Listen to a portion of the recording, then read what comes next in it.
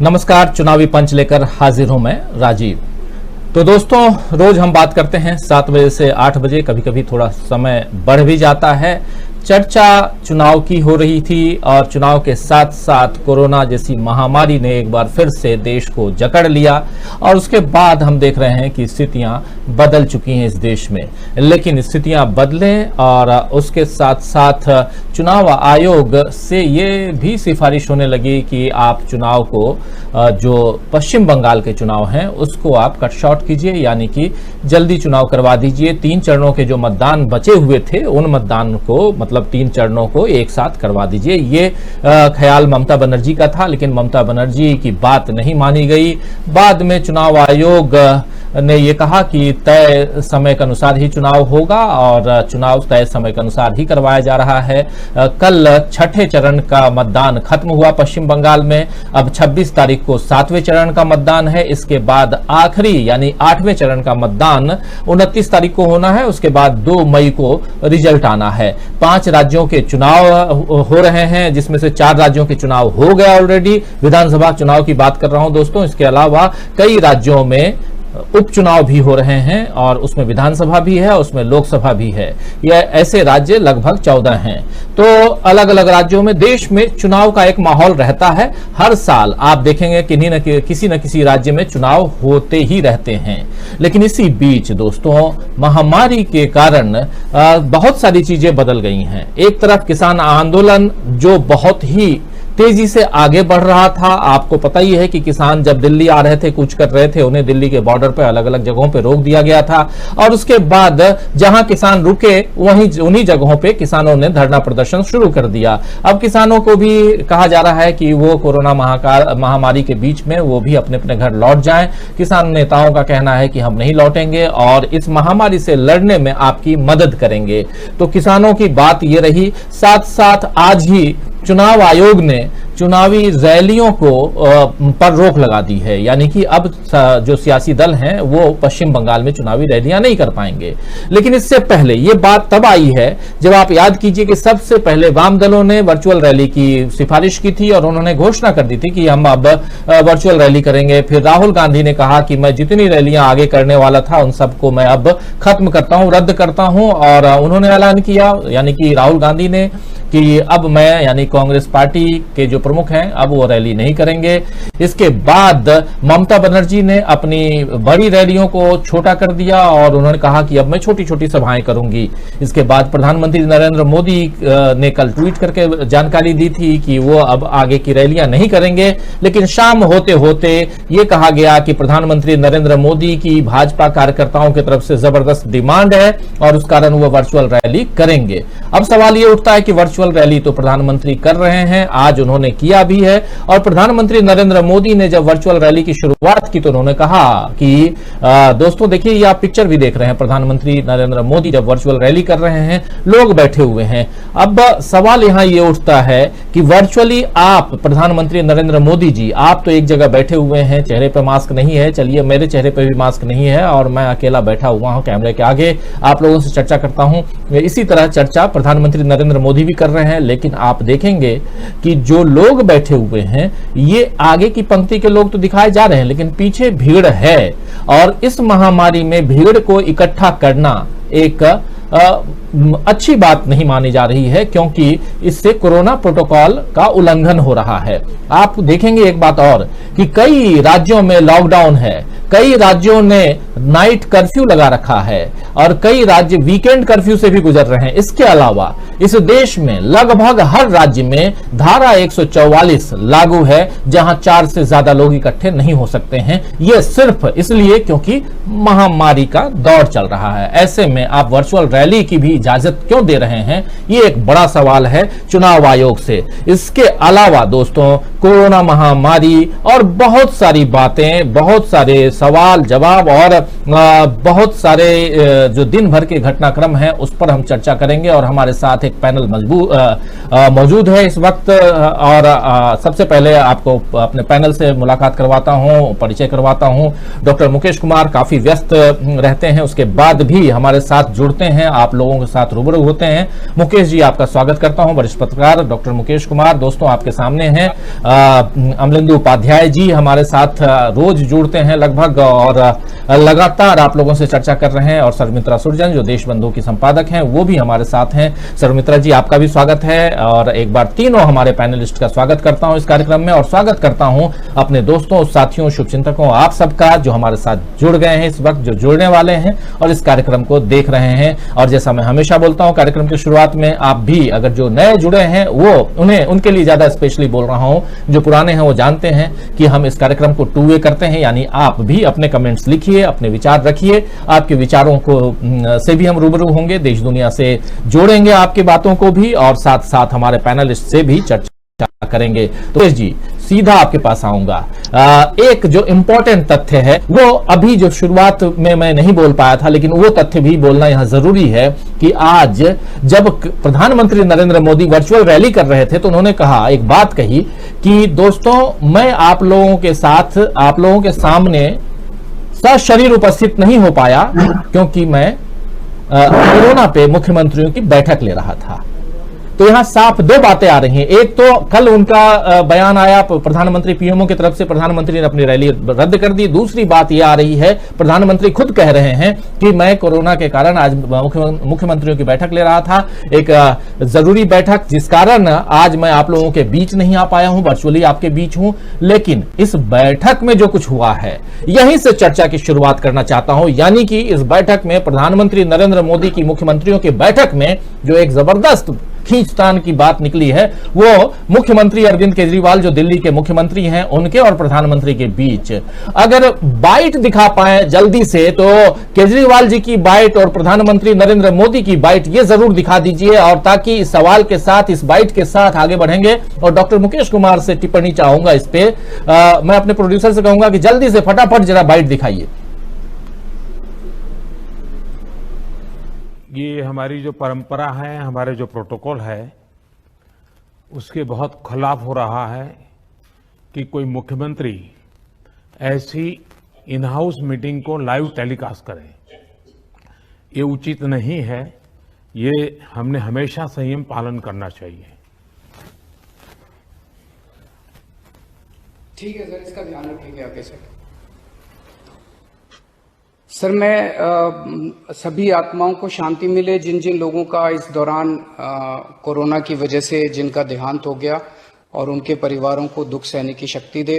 अगर सर मेरी तरफ से कोई गुस्ताखी हुई है, मैंने कुछ कठोर बोल दिया, मेरे आचरण में कोई गलती है, तो उसके लिए मैं माफ़ी चाहता हूं।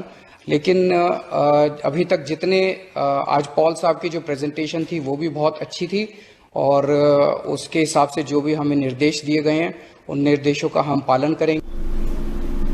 तो सुना आपने मुकेश जी, ये एक ऐसा अजीबोगरीब स्थिति उत्पन्न हो गई जिस समय ये जब चल रहा था पूरा का पूरा प्रोग्राम, प्रधानमंत्री नरेंद्र मोदी मुख्यमंत्रियों के साथ बैठक कर रहे थे कोरोना महामारी को लेकर के।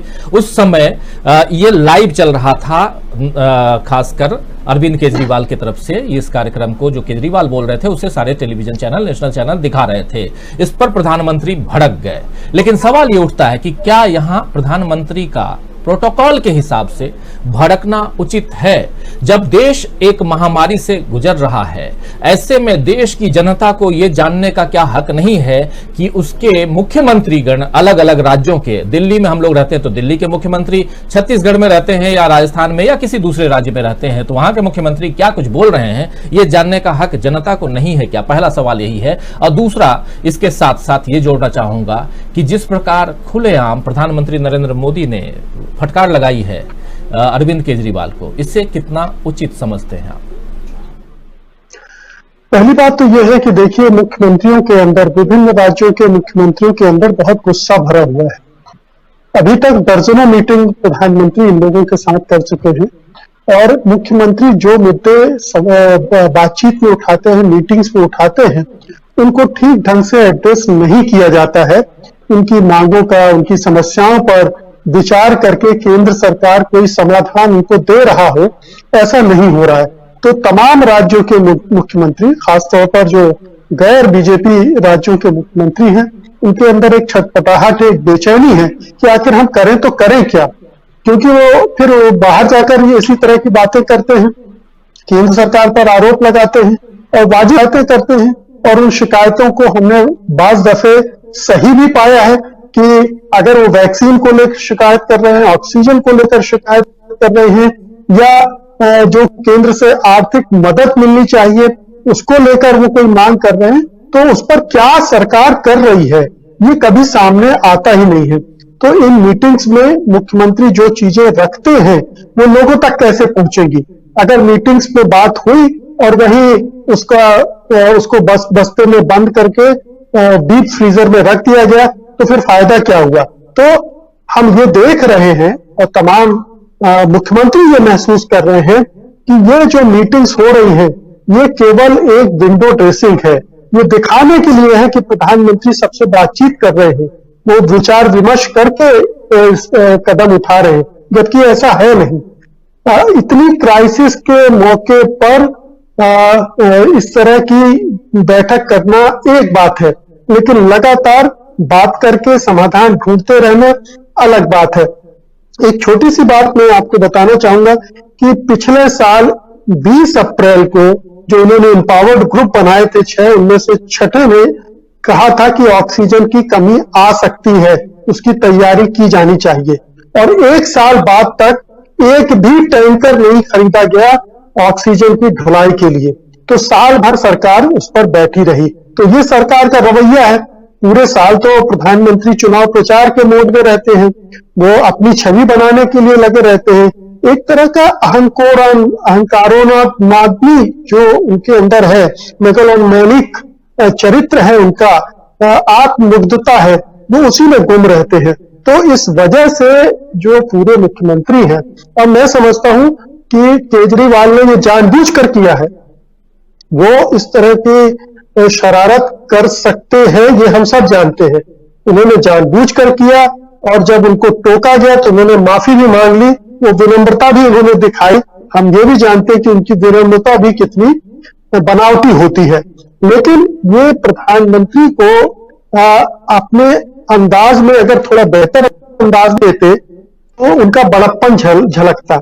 जब वो इस स्तर पर आकर मुख्यमंत्री को टोकते हैं और प्रोटोकॉल का हवाला देते हैं तो ये थोड़ा अखरने वाली बात तो है। लेकिन सरकार को आत्ममंथन करना चाहिए कि ऐसा क्यों हो रहा है, क्यों लोग भरोसा नहीं कर रहे हैं कि मीटिंग में जो बातचीत हो रही है उन लोगों की जानने में दिलचस्पी क्यों बन रही है।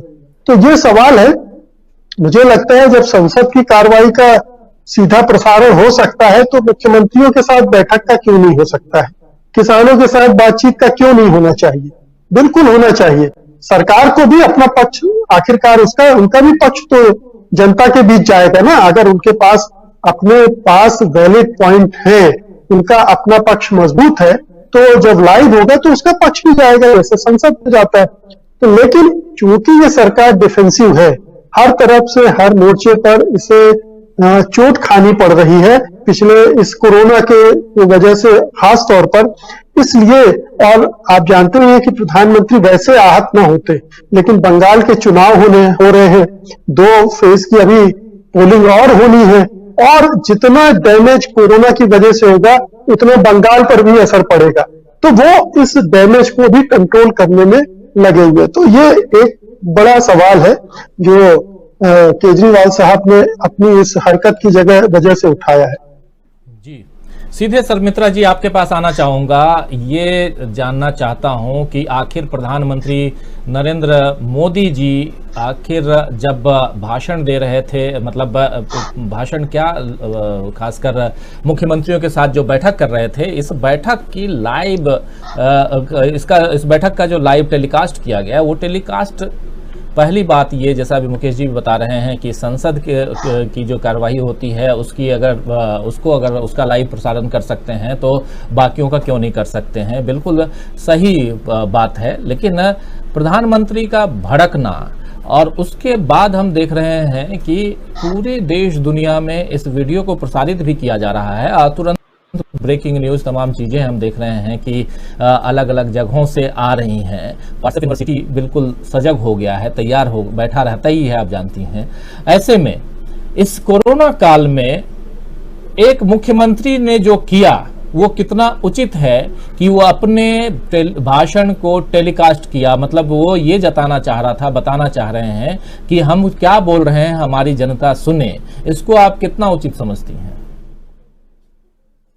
जी देखिए, केजरीवाल जी की एक अपनी शैली है राजनीति की, वो हम लोग शुरू से देखते आए हैं। जब वो आंदोलन करता थे तब भी उन्होंने वैसा ही किया, और जब वो मुख्यमंत्री बने उसके बाद भी वो कभी धरने पर बैठ रहे हैं, कभी हड़ताल कर रहे हैं, कभी भूख हड़ताल, ये सब वो करते रहते हैं जिससे कि जनता का ध्यान उनकी ओर जाए। तो यहाँ भी उन्होंने वही करने की कोशिश की। ये एक लोकप्रियता का वो एक माध्यम है उनके लिए कि देखो मैं हर चीज बहुत खुली रख रहा हूं। और वैसे बात जहां तक है सरकार की, तो ये खुलापन होना ही चाहिए, ईमानदार तरीके से होना चाहिए, इसमें कोई राजनीतिक लाभ पाने की चेष्टा नहीं होनी चाहिए। और जहां तक प्रधानमंत्री जी के भड़कने की बात है, तो वो ये उनकी खींच, झल्लाहट, हताशा, ये सबको प्रदर्शित कर रहा है। मुझे समझ में नहीं आता, जब प्रधानमंत्री अपने जन्मदिन पर या कभी मौके पर वो अपनी माँ के पैर छूते हैं या उनके हाथ से शगुन लेते हैं या खाना खाते हैं, उसका तो वो बिल्कुल प्रसारण करवाते हैं। और क्यों इस देश की जनता को नहीं पता होना चाहिए कि एक महामारी जिससे कि देश में त्राही त्राही मची हुई है, और उसके लिए प्रधानमंत्री और बाकी मुख्यमंत्री क्या कर रहे हैं, क्या विचार विमर्श कर रहे हैं, ये क्यों नहीं पता होना चाहिए? आप किस चीज को छुपाना चाह रहे हैं? कोई चीज छुपाई तभी जाती है जब आप कुछ गलत करते हैं। तो क्या कुछ ऐसा फैसला लिया जाने वाला है या कोई ऐसी चर्चा हो रही है जिससे जनता पर बहुत बुरा असर पड़े, तब तो आप उसे छुपाएंगे? यहाँ तो ये हर चीज, जो बच्चे लोग जो खेल खेलते हैं कि हम आइस पाइस जो खेलते हैं कि आके धप्पा बोल देते हैं, प्रधानमंत्री तो उसी अंदाज में काम करते हैं। अचानक वो कोई घोषणा कर देते हैं, तो वो जब भी इस तरह की कोई बैठक करते हैं तो लोगों को एक दुखदुखी लगती है मन में कि पता नहीं अब क्या हो। तो शायद केजरीवाल जी लोगों की इसी डर को शायद भुनाने के लिए कि और उससे उनको फायदा हो, उन्होंने इसका लाइव प्रसारण करवाया। हालांकि इसका एक अगर बाकायदा सूचना के साथ और केंद्र सरकार के साथ बात करके और वो किया जाता, तो उसमें मुख्यमंत्री और प्रधानमंत्री दोनों की साख और बनती। लेकिन यहाँ दोनों ने अपने अपने तरीकों से साख गंवाई है। और मुझे ये लगता है कि प्रधानमंत्री जी ने आज मास्क पहनकर अपने एक जो वो मुखौटा हमेशा एक पहने रहते हैं, शायद आज उसको और उन्होंने उजागर कर दिया। जी अमलेंदु जी, आपके पास आने से पहले जरा केजरीवाल ने क्या कुछ कहा था ये जरा सुनाना चाहता हूं अपने दर्शकों को कि आखिर उन्होंने क्या कुछ कहा था। ये जरा हम देख लेते हैं कि केजरीवाल अपना भाषण जब दे रहे थे, उस भाषण से पहले मतलब ये तो प्रसारण की बात आ गई थी कि हाँ वो केजरीवाल का भाषण प्रसारित होगा, कई लोगों ने देखा है, लेकिन आखिर ये भड़कने तक कैसे मामला पहुंचा, इसे जरा देख लेते हैं, सुन लेते हैं, फिर आपसे टिप्पणी चाहूंगा। आइए जरा दिखाइए केजरीवाल को। जिस राज्य में ऑक्सीजन की फैक्ट्री है, क्या वो दिल्ली की ऑक्सीजन रोक सकते हैं? ऐसे में हम क्या करें? सर, मैं आपका बेहद शुक्रिया अदा करना चाहता हूं कि आज आपने ये मीटिंग बुलाई है, बहुत सही समय पे ये मीटिंग बुलाई है। पर सर, मैं आज ये जानना चाहता हूं कि अगर आज या कल या किसी भी टाइम हमारे दिल्ली के किसी अस्पताल में अगर 1 घंटे की, आधे घंटे की, 2 घंटे की ऑक्सीजन बच जाए और लोगों की मरने की नौबत आ जाए, तो मैं फोन उठा के केंद्र सरकार में किससे बात करूं? सर, मैं ये जानना चाहता हूं कि अगर कोई राज्य दिल्ली के कोटे की ऑक्सीजन का ट्रक रोक ले तो मैं फोन उठा के किससे बात करूं? हालत काफी ज्यादा गंभीर हो चुके हैं सर। हम अपने लोगों को मरने के लिए तो नहीं छोड़ सकते। हमें लोगों को यह विश्वास दिलाना पड़ेगा कि एक एक जिंदगी हमारे सबके लिए कीमती है। हम आपसे फिर से दिल्ली के लोगों की तरफ से हाथ जोड़ के अपील कर रहे हैं कि सर, तुरंत कोई कठोर और सार्थक कदम नहीं उठाया गया तो शायद दिल्ली के अंदर कोई बहुत बड़ी त्रासदी हो सकती है। तो सुना आपने क्या बोल रहे हैं केजरीवाल कि हम अपने लोगों को मरने के लिए नहीं छोड़ सकते।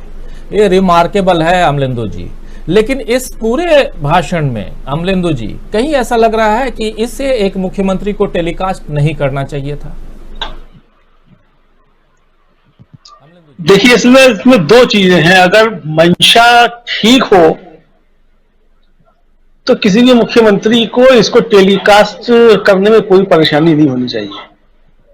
समस्या ये है कि जिस तरीके के दांव पेच प्रधानमंत्री चलते हैं, उससे थोड़ा 10 कदम आगे चल के दांव पेच ठीक उसी तरीके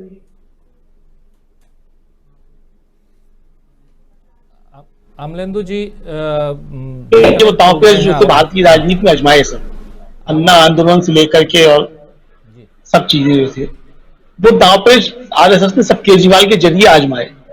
अब केजरीवाल अपनी उस जगह को छोड़ना नहीं चाहते और प्रधानमंत्री उस जगह को छीनना चाहते हैं। असली झगड़ा तो है कुल मिलाकर के ये। जहां तक केजरीवाल का ये सवाल है कि हम अपने लोगों को मरने के लिए नहीं छोड़ सकते, जाहिर सी बात है कि अगर कोई भी मुख्यमंत्री संवेदनशील जरा सा भी होगा तो उसका यही प्रश्न जो है वो हर हाल में होगा किसी भी व्यक्ति से कि भाई क्या हम अपने लोगों को मरने के लिए छोड़ दें। अगर मान लीजिए ऐसे समय में केजरीवाल राजनीति भी कर रहे हैं, हम ये मान भी लेते हैं और कर भी रहे हैं, इसमें भी कोई शक नहीं है, राजनीति कर रहे हैं, तब भी ये राजनीति ऐसे समय पर बहुत जायज है। इस तरीके की राजनीति अगर की जा रही है, मुझे लगता है कि सारे मुख्यमंत्रियों को इस तरीके की राजनीति करनी चाहिए कि हम अपने लोगों को मरने के लिए नहीं छोड़ सकते। प्रधानमंत्री जो कर रहे हैं, प्रधानमंत्री जो राजनीति कर रहे हैं, वो समस्याओं पर पर्दा डालने के लिए और अपनी नाकामियां छुपाने के लिए कर रहे हैं।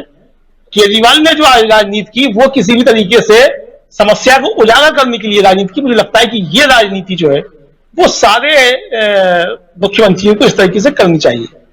जहां तक जो प्रश्न है कि केजरीवाल को ये सवाल करने चाहिए थे या नहीं करने चाहिए थे, या इसमें ऐसा क्या था कि जो उसको उजागर करना नहीं चाहिए था।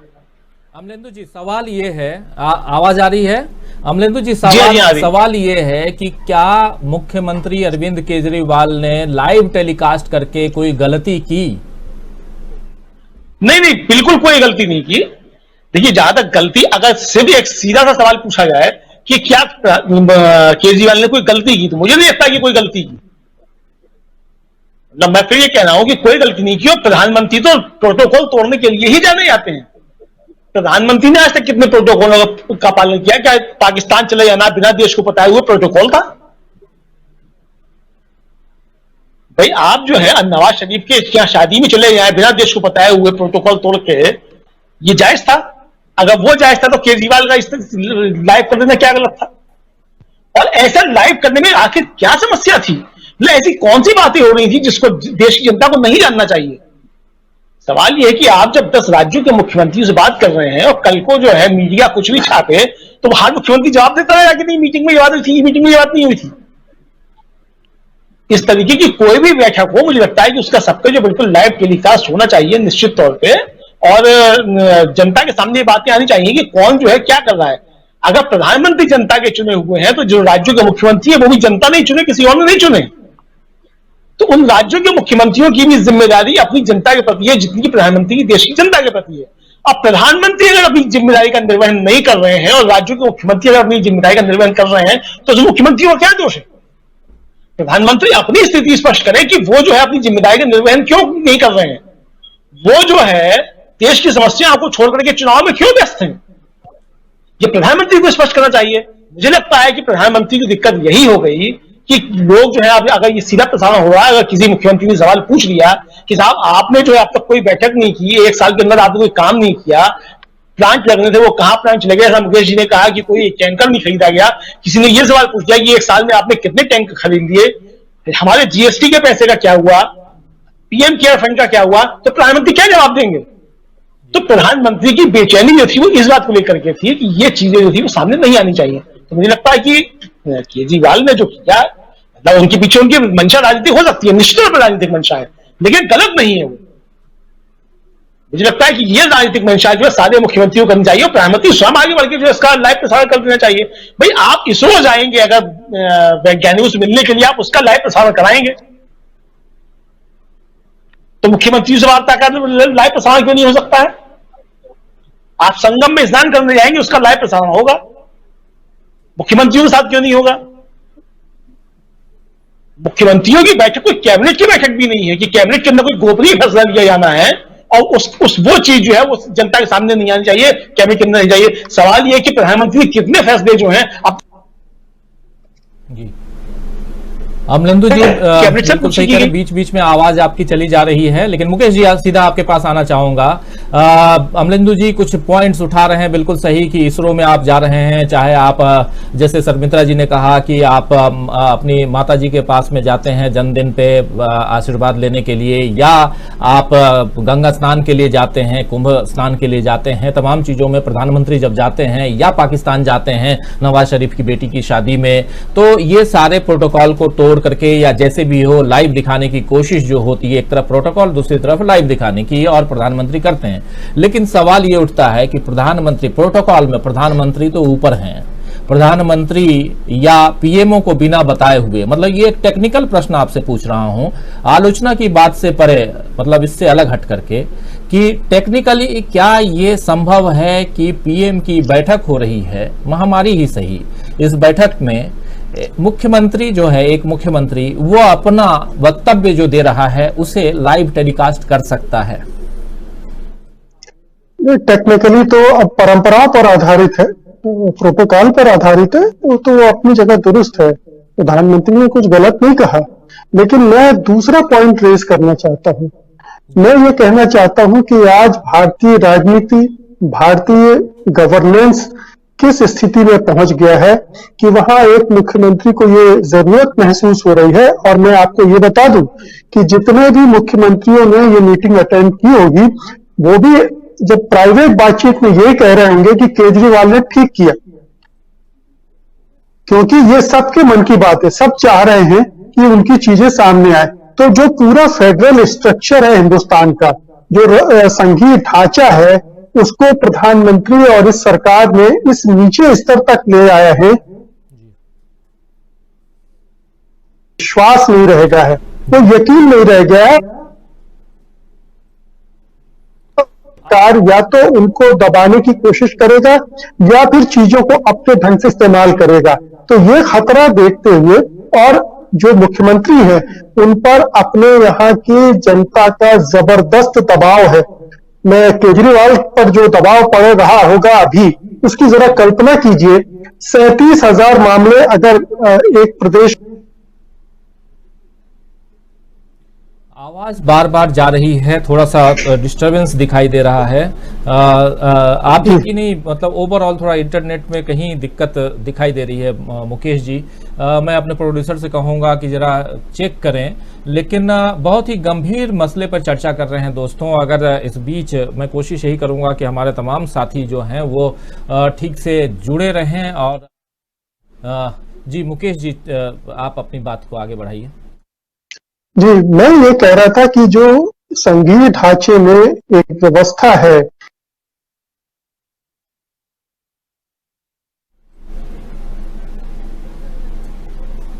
आवाज चली गई, सहयोग और फिर विश्वास का, जी मुकेश जी चालू कीजिए। विश्वास का एक रिश्ता होना चाहिए। अगर वो नहीं होगा तो इस तरह की दुर्घटना,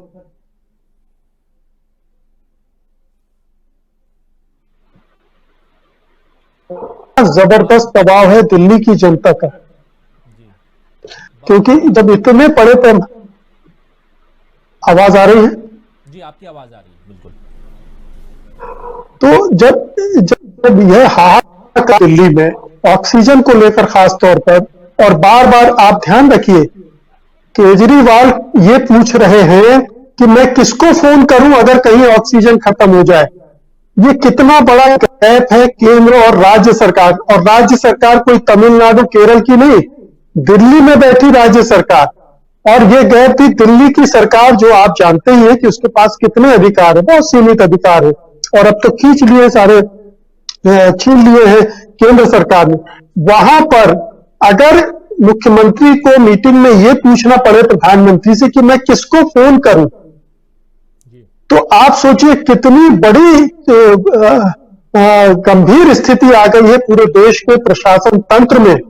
इतना बड़ा कम्युनिकेशन गैप है, इतनी बड़ी क्राइसिस के समय, जबकि सारे चैनल खुले होने चाहिए, हर तरफ से सहयोग के रास्ते बने होने चाहिए, कहीं कोई बाधा नहीं होनी चाहिए, वहां मुख्यमंत्री पूछ रहा है। और इसके पहले उद्धव ठाकरे कंप्लेन कर चुके हैं कि मैंने ऑक्सीजन की कमी के लिए फोन लगाया तो बताया कि प्रधानमंत्री उपलब्ध नहीं है, वो बंगाल की रैली में गए हैं। बहुत सारे मुख्यमंत्री ने कहा नहीं है, उनके साथ भी यही हुआ होगा, यही हो रहा होगा।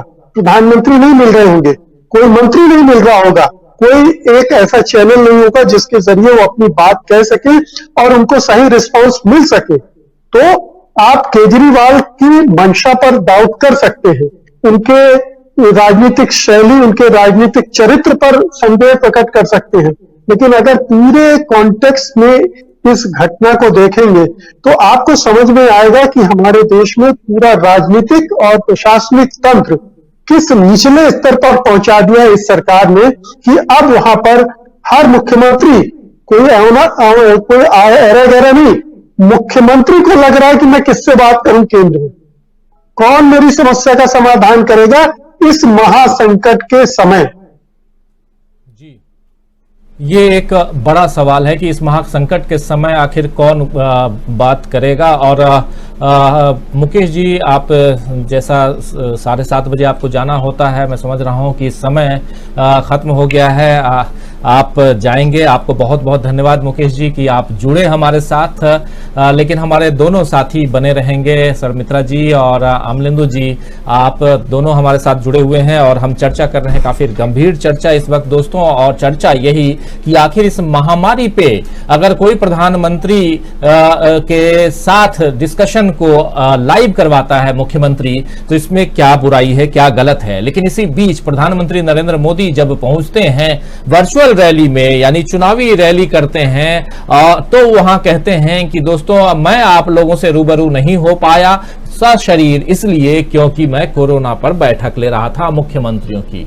इस लाइन के पीछे बहुत सारी बातें छिपी हुई हैं। शर्मित्रा जी, आपके पास आना चाहूंगा सीधा कि आखिर प्रधानमंत्री नरेंद्र मोदी रैलियों से मोह क्यों नहीं छोड़ पा रहे हैं, पहली बात। दूसरी बात ये कि एक तरफ आप ये कहते हैं कि अब मैं रैली नहीं करूंगा क्योंकि परिस्थितियां खराब हो चुकी हैं देश की, दूसरी तरफ आप अपने जब लोगों को संबोधित कर रहे हैं, हालांकि उस रैली में भी काफी भीड़ थी, वहां भी कोरोना प्रोटोकॉल का कोई पालन नहीं हो रहा था, वैसी स्थिति में आप आखिर रैलियों का मोह क्यों नहीं छोड़ रहे हैं और आखिर कब तक रैलियां करते रहेंगे? जी, जो हमारे प्रधानमंत्री हैं वो अपनी संवेदनहीनता के लिए मशहूर हो चुके हैं। वैसे तो उनके आंसू बहुत निकल जाते हैं कभी भी, लेकिन जहां जरूरत होती है वहां उनकी भावुकता जरा भी नजर नहीं आती। और आज का उनका ये जो ओपनिंग सेंटेंस है कि मैं कोरोना के लिए बैठक में व्यस्त था इसलिए आपके सामने उपस्थित नहीं हो पाया, इससे पता चलता है कि वो किस हद तक संवेदनहीन हो चुके हैं। और उनके लिए सत्ता सुख ही सबसे बड़ा सुख है। यही वजह है कि वो इतने गंभीर वक्त में भी चुनावी रैली करना नहीं छोड़ सकते। बीजेपी में कोई वो अकेले लीडर नहीं है कि उनके रैली किए बिना जो है बीजेपी का कोई अस्तित्व नहीं रहेगा, ऐसा नहीं है। बीजेपी इस देश में दुनिया अभी तो सबसे बड़ी पार्टी होने का दावा करती है, उनके पास बहुत सारे नेता हैं। तो प्रधानमंत्री को कम से कम उन लोगों को इस वक्त छोड़ देना चाहिए। जब ये वो दावा करते हैं कि प्रधानमंत्री 18-18 घंटे काम करते हैं, तो देश को पता तो चलना चाहिए कि आखिर वो क्या काम करते हैं। हम रोजाना खबरों में ये देखते हैं, हम ये कहते हैं कि कोरोना के कारण आज इतनी मौतें हुई, तो ये गलत है। मेरा ख्याल है हमें ये कहना चाहिए कि सरकार की अक्षमता के कारण, संसाधनों की उपलब्धता न करवा पाने के कारण इतनी मौतें हुई। अगर अस्पताल दुरुस्त होते, वहां पर दवाइयां, ऑक्सीजन, वेंटिलेटर, ये सारी चीजें हम मरीजों को मिलती, तो इतनी मौतें नहीं होती। तो ये सारी इन चीजों का कोरोना से ज्यादा तो सरकार की अक्षमता है। और इसके बावजूद जो है प्रधानमंत्री को अगर चुनावी रैली करने के लिए भी वक्त निकल जाता है, तो मेरा ख्याल है ये देश का दुर्भाग्य ही है कि कुल 32-33 करोड़ लोगों ने इस सरकार को चुना है, लेकिन इसका खामियाजा जो है वो सारे 130 करोड़ लोगों को भुगतना पड़ रहा है। इसमें कांग्रेस के लोग बीमार पड़ रहे हैं या गैर भाजपाई अगर बीमार पड़ रहे हैं, आम जनता बीमार पड़ रही है, तो बड़े लोग भी बीमार पड़ रहे हैं, बीजेपी के लीडर भी बीमार पड़ रहे हैं। कोरोना सब पर एक जैसा कहर बरपा रहा है, लेकिन इसके बावजूद प्रधानमंत्री जो है वो वर्चुअल रैली ही कर रहे हैं। और यहाँ भी ये जो इलेक्शन कमीशन है उसकी फिर से एक ये जो दोहरा चरित्र है जो ये सामने आ रहा है कि एक और वो रैलियां कैंसिल करवा रही है, लेकिन उसके बाद वर्चुअल रैली करने की अनुमति दे रही है, जहां पे लोग फिर इकट्ठा हो रहे हैं। शादी ब्याह में आप 50 लोगों को वो रख रहे हैं, आप 4 लोगों से ज्यादा इकट्ठे होने की अनुमति नहीं दे रहे। बहुत सारे काम देश में जरूरी रोक दिए गए हैं। आज खबर आई कि बैंकों में भी अब क्योंकि अब बैंक से काफी कामकाज होता है, लेकिन अब उसमें भी वो लोग ये कर रहे हैं कि नहीं, हम काम के घंटे कम करेंगे, वर्क फ्रॉम होम करेंगे। इसका असर हर चीज पर पड़ रहा है। हमारे जो दिहाड़ी मजदूर हैं, प्रवासी मजदूर हैं, वो फिर से गरीबी के उसमें धंस रहे हैं, उनकी रोजी रोटी का साधन छिन रहा है। देश जो है एक अभूतपूर्व संकट के दौर से गुजर रहा है। और जहां ये कहा जाता है कि आपकी काबिलियत की परीक्षा संकट के समय में होती है, तो मुझे ये कहने में कोई संकोच नहीं है कि ये सरकार जो है ये नाकाबिल सरकार है, क्योंकि संकट के समय में ये अपनी काबिलियत जरा भी नहीं दिखा पाई। जी, लगातार देखा गया है कि संकट के समय में जो काबिलियत दिखानी चाहिए सरकार को, जैसा शर्मित्रा जी बोल भी रही हैं, वो काबिलियत संकट के समय में सरकार नहीं दिखाती है। और ये नाकाबिल सरकार जो है वो देश को किस दिशा में लेकर जा रही है, ये साफ यहां दिखाई दे रहा है। हमारे कई सारे साथी जुड़े हुए हैं, लेकिन इन अपने साथियों का जो कमेंट आ रहे हैं मैं लगातार देख रहा हूं। कमेंट लेने से पहले एक कमेंट लेना चाहूंगा अमलेंदु जी, आपके पास आना चाहूंगा। बीच बीच में थोड़ा कनेक्शन में दिक्कत आती है आपके साथ भी, लेकिन कोशिश करूंगा जल्दी से जल्दी जुड़ें। लेकिन उस कमेंट से पहले कुछ लाइनें मैं पढ़ के सुनाना चाहता हूं। प्रधानमंत्री नरेंद्र मोदी ने जो आज भाषण दिया है वर्चुअल रैली में, जब जुड़े तो देखिए प्रधानमंत्री नरेंद्र मोदी क्या कह रहे हैं। वो कह रहे हैं कि मुझे काफी दुख है कि मैं आप लोगों से वर्चुअली मिल पा रहा हूं। कह रहे हैं कि मैं सुबह से ही कई मीटिंग में व्यस्त था, कोरोना की वजह से मैं आप तक सीधे नहीं पहुंच सका, इसका मुझे दुख है। यहां पर काफी कम लोग हैं। अब ये अगले सेंटेंस पे ध्यान दीजिए, यहां पर काफी कम लोग हैं, सभी को मास्क और सैनिटाइजर पाउच दिया गया है, सभी लोगों ने सोशल डिस्टेंसिंग का पालन किया है। बीजेपी की डबल इंजन सरकार बंगाल के विकास में कोई कसर नहीं छोड़ेगी। बंगाल के लोग बेहतर शासन चाहते हैं, घुसपैठ, तस्करी और हिंसा पर रोक लगेगी, बंगाल को भ्रष्टाचार मुक्त शासन दिया जाएगा। ये एक छोटा सा उसका पार्ट प्रधानमंत्री नरेंद्र मोदी के वर्चुअल चुनावी रैली की बात मैं बता रहा हूं। लेकिन यहां पे सवाल ये उठता है कि जब ये विजुअल्स आप देखेंगे तो इस विजुअल्स में 2 पार्ट है। एक पार्ट में अगर दिखा सके, मैं अपने प्रोड्यूसर से कहूंगा कि जरूर दिखाइए। एक पार्ट जो आगे लोग बैठे हुए हैं वहां पर भीड़ कम है, लेकिन दूसरा पार्ट जो है वहां भीड़ है। पहली बात यह भी है कि जब इस देश में 144 लगा हुआ है, महामारी का आलम है, प्रधानमंत्री को इस महामारी के लिए आपात बैठकें करनी चाहिए। उन बैठकों के बावजूद वो प्रधानमंत्री नरेंद्र मोदी वर्चुअल रैली, चुनावी रैली कर रहे हैं और दुख भी जता रहे हैं कि मैं आप लोगों के बीच नहीं मौजूद हो पाया, इसका मुझे दुख है। लेकिन उसके साथ साथ डबल इंजन की सरकार की बात कर रहे हैं, तो क्या बीजेपी जो है वही डबल इंजन की सरकार है? ये डबल इंजन की सरकार का मतलब क्या होता है? बिहार में तो डबल इंजन से मतलब साफ समझ में आता है कि बिहार में नीतीश कुमार और बीजेपी मिलकर के सरकार बनाती है। यहां किसके साथ बीजेपी सरकार बनाने जा रही है कि दावा कर रही है कि डबल इंजन की हमारी सरकार रहेगी? पश्चिम बंगाल में। अमलेंदु जी, इंजन की सरकार जो है जहां जहां है वहां सत्यानाश लगा चुकी है डबल इंजन की सरकार। एक तो पहली चीज ये है कि प्रधानमंत्री को इस बात का तो अफसोस था कि वो लोगों के बीच नहीं पहुंच पाया, इस बात का तो दुख था। लेकिन इन 10 दिनों के अंदर कितने हजार लोग मर गए, इस पर प्रधानमंत्री के मुंह से एक शब्द नहीं निकला, अभी तक नहीं निकला है, अभी तक कोई अफसोस का शब्द नहीं निकला है। प्रधानमंत्री को लोग मर रहे हैं प्रधानमंत्री की सरकार की अव्यवस्था की वजह से, उस पर प्रधानमंत्री को अभी तक कोई अफसोस नहीं है। और मुझे लगता है आगे आने वाले समय में इस पर कोई अफसोस होगा भी नहीं, क्योंकि प्रधानमंत्री जिस तरीके से अपनी संवेदनहीनता का लगातार परिचय देते रहे हैं, तो उससे नहीं लगता कि उनको जो इस बात पे है कोई अफसोस होगा। आप देखिए लॉकडाउन के दौरान कितने मजदूर जो थे वो मर गए सड़कों पर चलते हुए। कोई हाईवे ऐसा नहीं था जिसपे खून ना हो मजदूरों का, मतलब जो रक्त रंजित ना हुआ।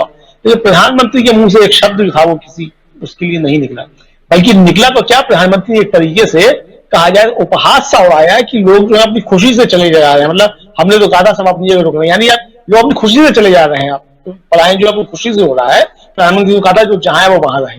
तो प्रधानमंत्री ने इस तरीके की जो बात की है, जो डबल इंजन की सरकार है, ये डबल इंजन की सरकार है, इसी तरीके की प्रधानमंत्री चाहते हैं।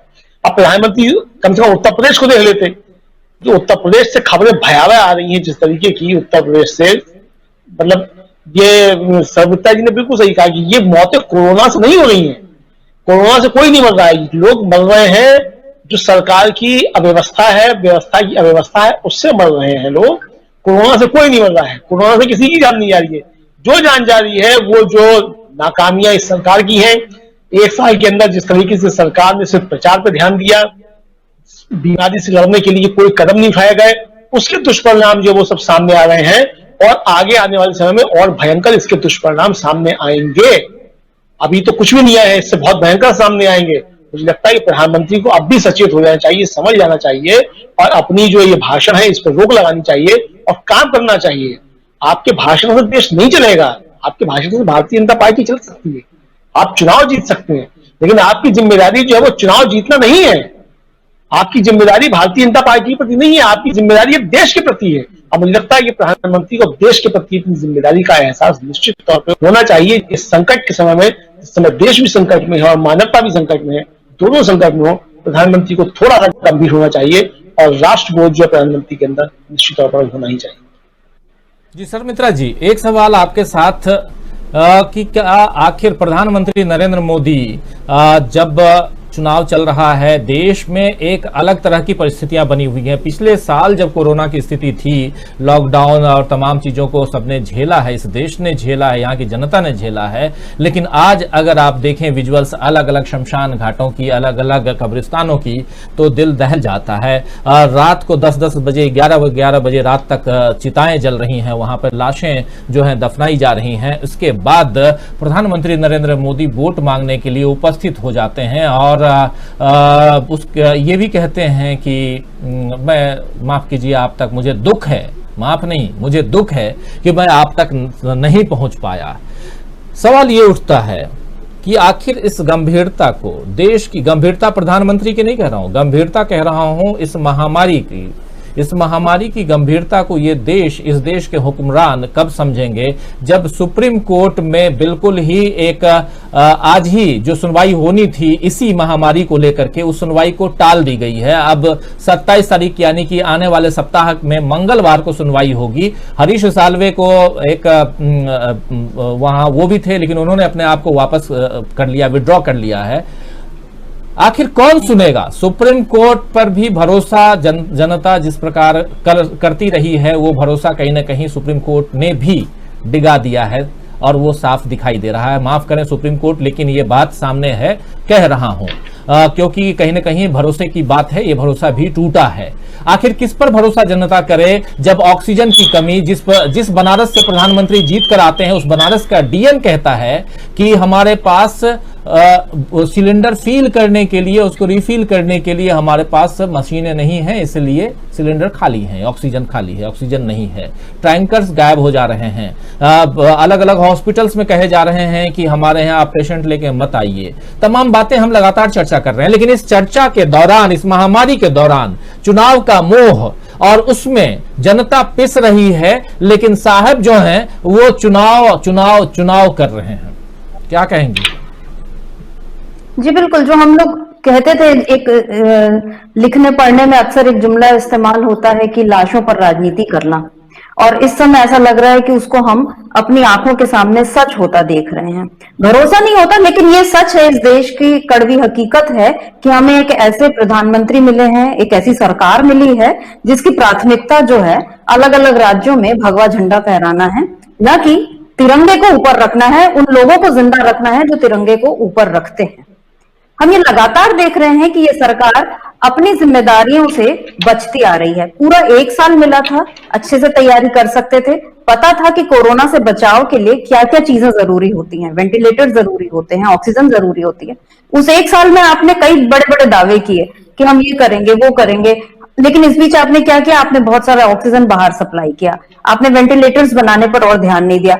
आप राफेल लाना आपके लिए प्राथमिकता है, आपके लिए सेंट्रल विस्टा जो है वो प्राथमिकता है, जिस संसद की चौखट पर प्रधानमंत्री सिर झुकाते हैं, और ये फिर अब ये कहना पड़ता है मजबूर होकर कि ये उनकी नौटंकी के सिवा कुछ नहीं है। क्योंकि अगर आप वाकई देश की सबसे बड़ी पंचायत में, संसद में अगर आप सिर झुका रहे हैं उसकी चौखट पर, तो वहां तक जिन लोगों ने आपको भेजा है, कम से कम उनकी जिंदगी की कदर कीजिए। मतलब ये कैसे किसी को नींद आ सकती है किसी देश के राजा को, अब मैं उनको राजा ही कहूंगी क्योंकि वो उनका बिहेवियर, जो उनका व्यवहार है वो उसी तरह का है, कि वो बिल्कुल लोकतंत्र के प्रति जिम्मेदार नहीं है। अगर उनमें लोकतांत्रिक आचरण जरा भी होता तो वो अपनी आलोचना बर्दाश्त करते, सुनते, दूसरों के सुझावों को मानते, लेकिन वो कि मैं अपने मन की बात ही कहूंगा, उन्होंने तो जाहिर ही कर दिया। 6 सालों से हम लोग देख रहे हैं कि वो मन की बात ही कर रहे हैं। तो ये जो मनमानी जो है सरकार की, वो इस देश के लोगों पे बहुत ज्यादा भारी पड़ रही है। और अब इसके नमूने जो है हमको हर जगह देखने मिल रहे हैं। जैसे अरविंद केजरीवाल ने जो कहा कि मैं किसको फोन करूं, तो ये वाकई बहुत गंभीर स्थिति है। जब किसी राज्य का मुख्यमंत्री ये कहेगा कि मैं किसको फोन करूं, तो आम आदमी की तो बिसात ही क्या है। हम ये देख रहे हैं, कल एक केंद्रीय मंत्री ने एक जो याचक ही था, वो मरीज का रिश्तेदार जो कह रहा था कि मुझे ऑक्सीजन नहीं मिल पा रहा है, उसकी व्यवस्था करिए, तो वो कह रहे हैं कि मैं तुम्हें 2 दूंगा। यानी ये किस तरह की भाषा का इस्तेमाल कर रहे हैं। इन लोगों में जरा संवेदन नहीं है और करुणा नहीं है। ये चुपचाप तमाशा देख रहे हैं। उसके बाद ये जानते हैं कि इस देश की जनता जो है इसको अभी जिंदगी के लिए इसको ऑक्सीजन जरूरी लग रही है। कुछ दिनों बाद जब ये थोड़ा इसका कहर थमेगा, ये वापस हिंदू मुसलमान करने लगेंगे और वापस हमको अभी सत्ता में आने में अभी 2024 में 2 साल और हैं, 3 साल और हैं, तो ये तब तक तमाशा चलता रहेगा। जी, तमाशा जारी है, चल रहा है और तमाशा देखते रहिए, यही इस देश में है। और यही बातें हम देख रहे हैं पिछले 6 साल से 7 साल से, यही सब कुछ चल रहा है। उसके बाद भी जनता का भरोसा जो है वो वर्तमान सरकार पे है, लेकिन इस भरोसे पे सरकार खरी उतरे, ये सबसे बड़ा सवाल है कि आखिर अब तो लोग जिस कदर मर रहे हैं, जिस कदर अपनी जान गंवा रहे हैं, ये कौन सोचेगा, कौन देखेगा, ये सबसे बड़ा सवाल है। और ये तब जबकि हम जानते थे कि कभी भी ऐसी स्थिति उत्पन्न हो सकती है। ये तब जबकि आप जानते थे कि साल भर पहले आपके यहाँ, जबकि साल भर पहले भी आप याद कीजिए कि 30 जनवरी को पहला कोरोना का पेशेंट हमारे देश में मिला था। 3 लोग मिले थे केरल से, केरल के लोग थे, आपको याद होगा दोस्तों। 30 जनवरी 2020, फरवरी 2020 में राहुल गांधी ने पहले से चेताया था कि आप संभल जाइए, बहुत कुछ हो सकता है, ये जो वेव है ये बहुत कुछ उड़ाकर ले जा सकता है, लेकिन नहीं हुआ। हम नहीं संभले, लॉकडाउन लगा दिया आनन फानन में जब 500 पेशेंट थे।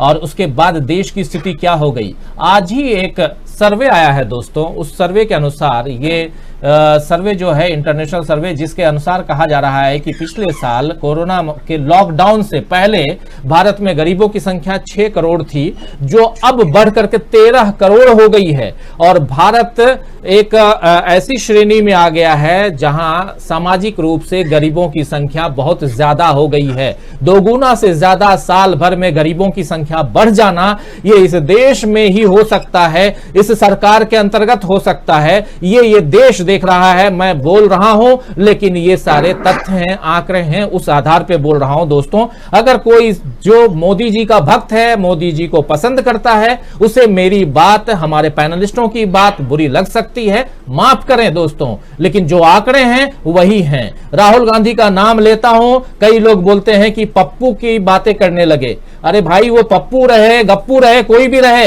लेकिन उसने जो बातें कही वही बातें सामने आ रही हैं। बातें सुन लो और काम आएगा, और ये बातें काम हमारे देश, हमारी जनता के लिए आएगा। और आप तो गद्दी पे बैठे ही हो, अपनी जिंदगी के एकदम बिल्कुल जो ऊंची उड़ान उड़नी थी वो उड़ रहे हैं, आप जिंदगी भर उड़ सकते हैं। आप जनता को संभाल के रखिए, उनके लिए, उनके बारे में, उनकी हित की चिंता कीजिए, आप आगे बढ़ेंगे। अमलिंदु जी, आपके पास आने से पहले कुछ साथियों को जोड़ लेना चाहता हूं। बहुत सारे साथी हमारे साथ जुड़े हुए हैं जो अपने कमेंट लिख रहे हैं, अपने विचार लिख रहे हैं। वाजिद आलम है जो कह रहे हैं देश की जनता का वोट जरूरी नहीं है, बीजेपी का को उसके पास ईवीएम बाबा हैं, नहीं तो किसान वहां बॉर्डर पर नहीं होता, ये पीएम अंबानी अदानी के हैं।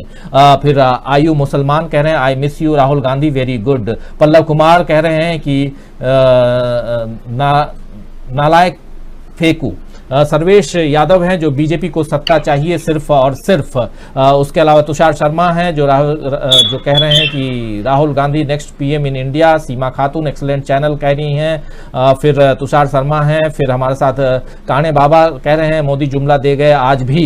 इरफान खान हैं जो कह रहे हैं कि भक्त से नहीं मतलब है राजीव जी, सत्य और यथार्थ की बात होनी चाहिए जो आप लोग कर रहे हैं। धन्यवाद, बहुत धन्यवाद इरफान खान जी, आप बातें सुनते हैं, समझते हैं और हमारे तमाम आती हैं। और मैं कहता हूं कि आप किसी की भी भक्ति कीजिए, किसी को भी आप पसंद कीजिए, आपकी पसंदगी आपकी नापसंदगी आपकी अपनी है, आप कीजिए पसंद।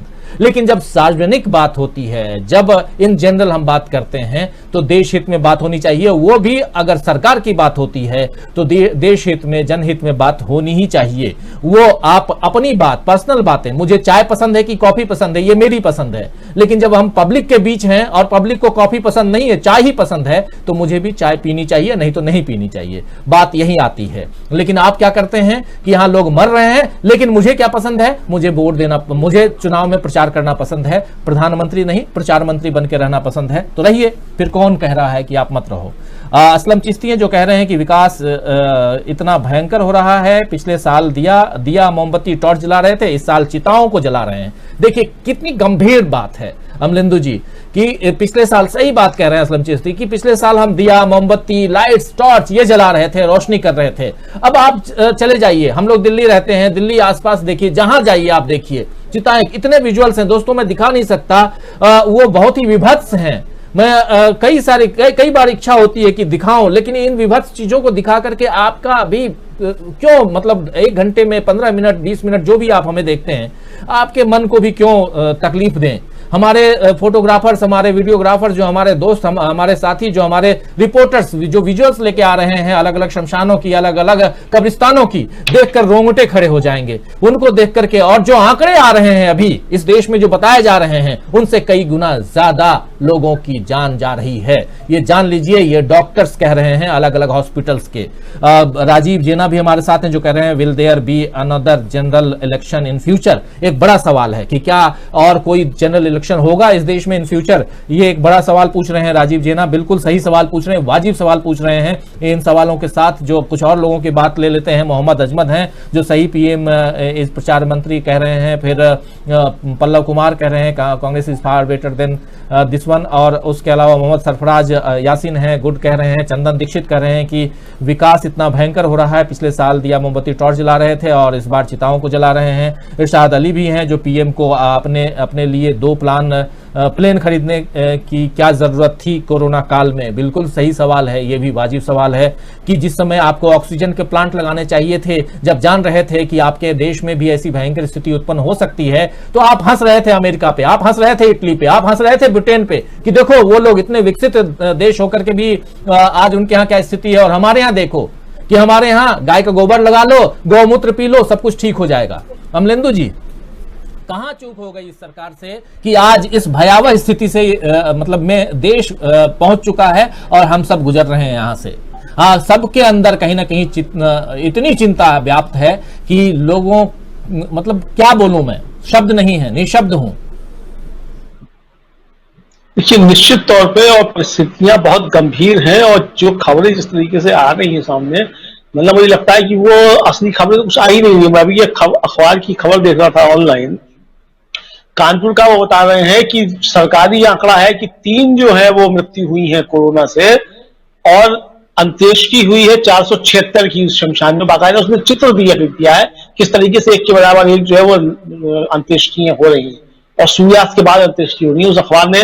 और शुरुआत जो उसने अपना इंटरव्यू दिया वो यही दिया है कि हमारा मकसद जो है आपको डराना नहीं है, लेकिन असलियत जो है वो यही है कि ये स्थितियां हैं और सरकार जो बता रही है उससे कितनी भयंकर है। और बता दिया जाए कि कानपुर उस डबल इंजन वाली सरकार में ही है उत्तर प्रदेश में, जहां प्रधानमंत्री जिस का नेतृत्व करते हैं, जिस राज्य से आते हैं प्रधानमंत्री बनते हैं, ये तो वैसे वो गुजराती लेकिन चुनके जो है बनारस से आते हैं। उस बनारस के नजदीक में ही जो है वो कानपुर है, जहां की ये खबर है। एक अखबार का, मैं उसका अखबार का नाम लेना नहीं चाहता, लेकिन ये खबर है, लोग चाहे तो इसको आप अभी भी जाकर सर्च कर सकते हैं। आज की खबर है ये, मतलब उस अखबार में आज छपी है। दूसरा जो ऑक्सीजन जो वाराणसी के डीएम का आया कि उसके पास ऑक्सीजन भरने के भी कंसंट्रेटर्स नहीं है, ये कंसंट्रेटर्स की कमी आज की नहीं है। इसको WHO ने जून 2020 में कहा कि कंसंट्रेटर्स की दुनिया भर में कमी हो सकती है, सब लोग अपना इंतजाम करें। और जबकि उस समय जो था जून में, उसमें आंकड़े कुछ भी नहीं पहुंचे थे, तब जो था WHO ने कहा था कि कमी ये कंसंट्रेटर्स की हो सकती है। बात वही है कि हमारे यहां तो ये तो ताली थाली पीटने के बाद कहा जा रहा था कि हमने कोरोना को हरा दिया है और हमने 150 देशों की मदद की है। तो जिस दम्भ के साथ जो कह रहा था कि उसने कोरोना को हरा दिया है और जिसने 150 देशों की मदद की है, तो जाहिर सी बात है कि जब मौतें होंगी कोरोना से, तो सवाल भी उसी से उठेंगे जो ये दावा कर रहा था कि उसने कोरोना को हरा दिया है और भारत ने जो कोरोना को हरा दिया है। तो ये सवाल भी उसी से निश्चित तौर पर उठेंगे। तो कुल मिला के जो परिस्थितियां हैं वो बहुत खराब है और ये सरकार जो है, मतलब मैं फिर कहूंगा कि इसको अब जिम्मेदारी समझनी चाहिए। प्रचार जीविता से बाहर निकलना चाहिए। ये देश बचेगा तो प्रचार भी आप कर देंगे, मानवता बचेगी तो आप प्रचार भी कर देंगे। और ऐसा नहीं है कि ये कोरोना जो है वो मतलब आम आदमी को परेशान कर रहा है। उसको अच्छा मिलने के बाद, स्वास्थ्य सुविधाएं मिलने के बाद तमाम वीआईपी भी काल कबलित हो रहे हैं। आज ही जो है उत्तर प्रदेश के बीजेपी एमएलए की जो है मृत्यु की खबर आई है कोरोना से। तो ऐसा नहीं है कि उनके साथ नहीं हो रहा है।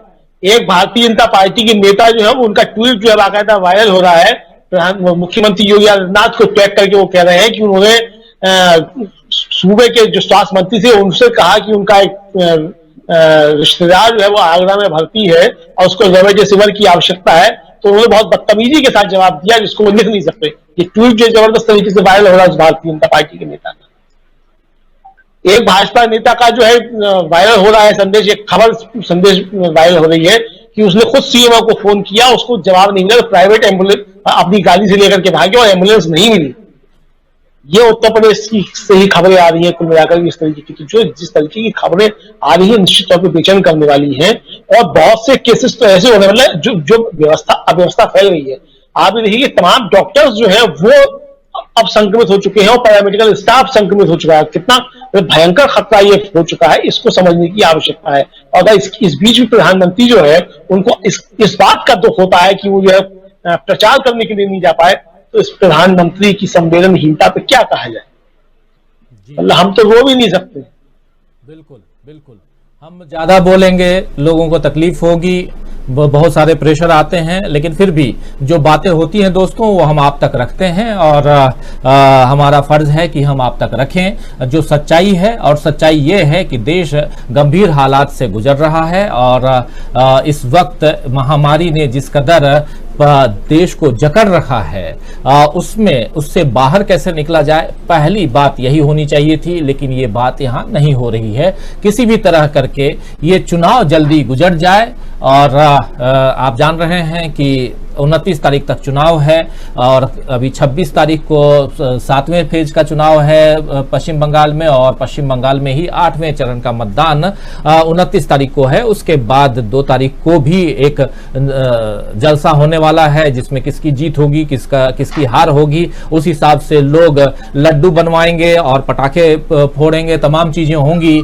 लेकिन वहीं से कहीं दूसरी दिशा में लोग शमशान की तरफ भी बढ़ते हुए नजर आएंगे और कब्रिस्तान की तरफ भी बढ़ते हुए नजर आएंगे। तो इन विजुअल्स को भी थोड़ा अभी से सोचें, देखें, तो आपको लगेगा, आप समझ जाएंगे कि आपकी संवेदना कहां है और संवेदनहीनता की पराकाष्ठा ये सरकार कहां कहां दिखा रही है। इसको देखिए आप। डबल इंजन की सरकार कह करके आप बहुत गदगद होते हैं। आज ही कहा गया कि हमारी सरकार बनेगी तो हम कोरोना की मुफ्त वैक्सीन लगवाएंगे। इस देश को अभी भी क्या इस ढंग की राजनीति की जरूरत है शर्मित्रा जी, कि लोग जो सियासी दल हैं, खासकर जो सरकार है, वो ये कहे कि अगर हमारी सरकार आती है पश्चिम बंगाल में तो हम सबको फ्री में वैक्सीन लगाएंगे। अरे भाई, महामारी का दौर है, ये आपदाग्रस्त देश है। इस देश में मतलब या युद्ध का मसला हो, यानी कि कोई दूसरा देश, पड़ोसी देश या कोई भी आपके ऊपर अचानक युद्ध कर दिया हो, चाहे आप इस महामारी के संकट से गुजर रहे हो, केंद्र सरकार को एक अलग टास्क फोर्स बना करके इस देश को इस आपदा से बाहर निकालने के बारे में सोचना चाहिए था, न कि यहां यह राजनीति करनी चाहिए थी कि टीकाकरण हम सबका करवाएंगे अगर आप हमारी सरकार बनवा दें तो। क्या कहेंगे इस पे आप? जी बिल्कुल राजीव जी, ये बहुत ही गलत बयानी है। पहले हमने बिहार में भी यही देखा, और ये जो बार बार ये लोग डबल इंजन की सरकार कहते हैं, ये भी एक बहुत अलोकतांत्रिक वक्तव्य है। डबल इंजन की सरकार से क्या मतलब? अगर उस राज्य की जनता आपको चुन रही है, बीजेपी चाहे टीएमसी चाहे कांग्रेस, तो वहां उस सरकार का कर्तव्य अपनी जनता के प्रति है। और केंद्र सरकार, केंद्र में चाहे जो बैठा है, उसका कर्तव्य जो है वो पूरे देश के प्रति है। फिर उसमें वो आपके एक ही दल की सरकार है या कोई गैर दलीय सरकार है, इससे मतलब नहीं होना चाहिए। लेकिन जहां ये डबल इंजन की सरकार जैसी बातें करते हैं, इसका मतलब हो जाता है कि हम जो है पक्षपात के रास्ते पर ही चलकर हम अपना काम करेंगे। तो ये इसी तरह की बात है। इसीलिए ये जो और मुफ्त वैक्सीन वाली जो बात है, ये तो निहायत गलत है और इस पर सुप्रीम कोर्ट को और अब तो चुनाव आयोग को कम से कम थोड़ी अपनी रीढ़ की हड्डी दिखानी चाहिए कि नहीं, इस तरह की बातें आप नहीं करेंगे। क्योंकि इस समय ये नहीं है कि बंगाल की जनता को वैक्सीन की जरूरत है और बाकी देश की जनता को नहीं। जहां चुनाव होंगे वहां वैक्सीन जरूरी है और बाकी जनता जो है वो अपना ख्याल खुद रखे, ये हिसाब नहीं होना चाहिए। प्रधानमंत्री का या बीजेपी के इस तरह की जो बातें हैं, ये बिल्कुल गलत है। जी, ये बात बिल्कुल गलत है। हमारे तमाम साथी उदय सिंह जी हमारे साथ जुड़े हुए हैं, जो कह रहे हैं कि सरकार जानती थी कि कोरोना समाप्त नहीं हुआ, लेकिन सरकार को कहां चिंता थी। नहीं तो देश के तमाम अखबारों में कोरोना से सावधानी के विज्ञापन देते, देश की जनता को जागरूक करते और कोरोना से लड़ने की तैयारी करते, लेकिन ये सब नहीं हुआ। बिल्कुल सही कह रहे हैं उदय सिंह जी। उसके अलावा चंद्रकांत तत्वार हमारे साथ हैं, जो कह रहे हैं मनहूस। उसके अलावा तुषार शर्मा हैं, सर मेरा भी सवाल उठाओ, तुषार शर्मा कह रहे हैं। बिल्कुल तुषार जी। नसीम खान हमारे साथ बने हुए हैं, जो कह रहे हैं कि योगी जी कह रहे हैं कि दिल्ली सरकार अपनी नाकामी छिपा रही है। योगी आदित्यनाथ जी बताइए कि शमशान के चारों तरफ शीट की दीवार खड़ी करके क्या छिपा रहे हैं? वाजिब सवाल है। और आज ही ये बयान आया है, योगी आदित्यनाथ की तरफ से आया है कि दिल्ली सरकार दिक्कत यही है कि आपके घर में आग लगी है और दूसरों की तरफ आप उंगली उठा करके हंस रहे हैं कि देखो वो क्या कर रहा है। भाई साहब, अपनी आग बुझा लो। और आग हर जगह लगी हुई है। आग लखनऊ में भी लगी हुई है, आग कानपुर में भी लगी हुई है, आग प्रयागराज में भी लगी हुई है। यानी कि पूरा का पूरा उत्तर प्रदेश अगर जल रहा है तो दिल्ली भी ऐसे बैठी नहीं है, दिल्ली भी चल रही है और जल रहा है, राजस्थान भी, और जल रहे हैं दूसरे राज्य भी। ये तो कह ही रहे हैं कि ये पूरा का पूरा देश उस आपदा से गुजर रहा है, एक ऐसी आपदा से गुजर रहा है जो पिछले साल से भी भयावह है। और इस भयावह स्थिति से निपटने के लिए जिस टास्क फोर्स की जरूरत थी, उसके लिए सरकार क्यों नहीं तैयार थी, यह समझने की बात है। नसीम खान जुड़े हुए हैं, जो कह रहे हैं योगी जी, अभी नसीम खान के विचार जो हैं वो मैं पढ़ा ही, लेकिन निजाम खान भी हमारे साथ हैं, जो कह रहे हैं मोदी जी ने बिहार के सारे बिहारियों को वैक्सीन लग गया। बिल्कुल सही है। बिहार में भी उन्होंने कहा था कि चुनाव के बाद हम जब ये होंगे, हमारी सरकार आएगी तो हम सारे बिहारियों को मुफ्त में वैक्सीन देंगे। और आप याद कीजिए उस प्रेस कॉन्फ्रेंस को, मुझे अभी भी याद आ रहा है कि निर्मला सीतारमण जो विदेश की वित्त मंत्री हैं, उन्होंने ये ऐलान किया था। राजू भाई रवजानी कह रहे हैं कि अब की बार ये राक्षस का मुंह नहीं देखना चाहते हैं, ये नाथूराम गोडसे की सरकार है, ये जनता की सरकार नहीं। शरीफ जिया हैं, जो पहले बिहार की फ्री वैक्सीन दे दो कह रही हैं। इसके अलावा तस्लीम भी हमारे साथ, तस्लीम खान बने हुए हैं, तुषार शर्मा बने हुए हैं हमारे साथ में, हमारे साथ विनय जायसवाल हैं, सब्बीर खान हमारे साथ बने हुए हैं। बनवारी मीना कह रहे हैं कि जब जब मतदाता धर्म पर मतदान करेंगे तब तब ऐसे ही चिताओं के मंजर देखने को मिलेंगे। जय श्री राम कह रहे हैं। बिल्कुल। आफ्ताब आलम पूछ रहे हैं अजीत अंजुम जी कहाँ हैं बताइए। मुझे भी नहीं मालूम है आफ्ताब आलम जी की कहाँ हैं अजीत अंजुम जी। तुषार शर्मा हमारे साथ बने हुए हैं। मोहम्मद अल्तमास हैं, डिबेट करते रहिए, देश बिकता जा रहा है। बिल्कुल सही कह रहे हैं। प्रहलाद सिंह भी हैं, जो मोदी लाशों पर राजनीति कर चौकीदार चोर बना है तो लाशों पर ढेर लगना स्वाभाविक है। विजय देवी कह रहे central government duty save country, national disaster management gone. Sarvesh Yadav भी हैं हमारे साथ। मोदी इंफॉर्मेशन देना बेकार है सर। फिर शेख राजीव जी, हमारा दुर्भाग्य है कि ऐसे पीएम हमारे देश में हैं। राजकुमार हैं। तुषार कह रहे हैं बीजेपी दुबई में आईएसआई से बात कर सकती है लेकिन विपक्ष से क्यों नहीं, ये एक बड़ा सवाल है। बिल्कुल। और तुषार लगातार पूछ रहे थे। कृष्ण कुमार सैनी है, जो कह रहे हैं मोदी जी ने बेरोजगारों की संख्या 6 करोड़ से बढ़ाकर 13 करोड़ करके देश को आत्मनिर्भर बना दिया। अभी थोड़ी देर पहले बोल भी रहा था मैं, ये वही है।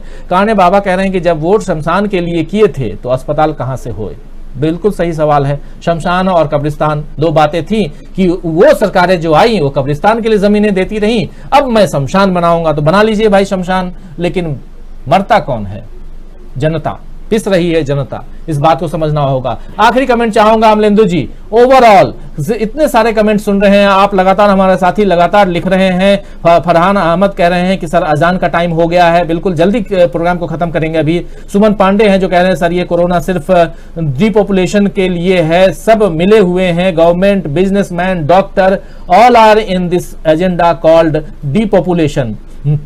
इसी तरह गणेश टपकोता कह रहे हैं सर विमान में 2 पायलट होते हैं तब भी विमान दुर्घटना होती है, 2 पायलट से मतलब समझ लीजिए। सर्वेश यादव हैं, देश बर्बाद होने वाला है सर कह रहे हैं। लेकिन राजू भाई रजवानी भी हैं, कह रहे हैं अन्ना हजारे रामदेव कहां गए, तस्लीम खान भी हैं। तो तमाम साथियों आप लोग कमेंट लिख रहे हैं। आपसा खान का कमेंट भी है कि पूरा भारत देश जल रहा है, और 1 मिनट ये ऊपर चला गया है, और है राजीव सर ओनली गुजरात छोड़ दें, गुजरात छोड़ के कह रही हैं। इसके अलावा अमित शाही हैं, फैक्ट्री बंद हुई तो नदियों का पानी साफ हो गया, अगर देश के कुछ न्यूज चैनल बंद हो जाएं तो देश बच जाएगा, अमित सैनी का कहना है। जेके टाइगर भी हैं। देखिए सबके विचार हैं, इन विचारों को रखना और इन विचारों पे मतलब बहुत सारी 1-1, 2-2 लाइन में हम लोग तो बैठ के घंटा बातें करते हैं, लेकिन आप 2 लाइन 4 लाइन लिखते हैं, और इन 2-4 लाइनों में दोस्तों आप इतनी सारी बातें लिख देते हैं, इतनी गंभीर बातें उसमें होती हैं जिसे समझना अगर चाहे देश दुनिया के लोग तो, और खासकर सरकारी हुक्मरान तो बहुत कुछ समझ सकते हैं, ये समझने की जरूरत है। इस्लाम अली भी है जो तानाशाही की तरफ बढ़ रहा है, देश कह रहे हैं, तुषार हैं, रॉकफोर्ड गेमिंग कह रहे हैं how many money is in PM care fund, ये बड़ा सवाल कई बार हम लोग बात करते हैं। राजू भाई रबजानी कह रहे हैं अब की बार हर घर शमशान कब्रिस्तान बन गया है। फिर रहमतुल इब्राहिम भी है, 70 साल में कांग्रेस जो नहीं किया बीजेपी कर दिया। आर के गुप्ता कह रहे हैं आपको चाहिए मंदिर चाहिए था, ऑक्सीजन पर वोट नहीं था। जेके बोए पेड़ बबूल का पेड़ काहे से पाए, देखिए बहुत कुछ। शहरोज कुमार कह रहे हैं आज तक कोई इंतजाम नहीं हुआ है, क्या करेगी बीजेपी सरकार, कोई जवाब नहीं है। फिर नसीम खान भी, मोदी जी जिन राज्यों पर में आपकी सरकार पहले से है उन राज्यों में लोगों को तो पहले मुफ्त टीका दे देते, फिर बंगाल में बात करते। फिर अफसर मंसूरी कह रहे हैं कि सरकारी हुकूमत काली अपने फायदे के बारे में सोचते हैं, बाकी गरीब जनता के बारे में नहीं सोचते हैं। फिरदौस आलम भी हैं जो कह रहे हैं निकम्मा बीजेपी सरकार कह रहे हैं। शहरोज हैं, राजकुमार हैं, वोट तो धर्म पर दिए हो।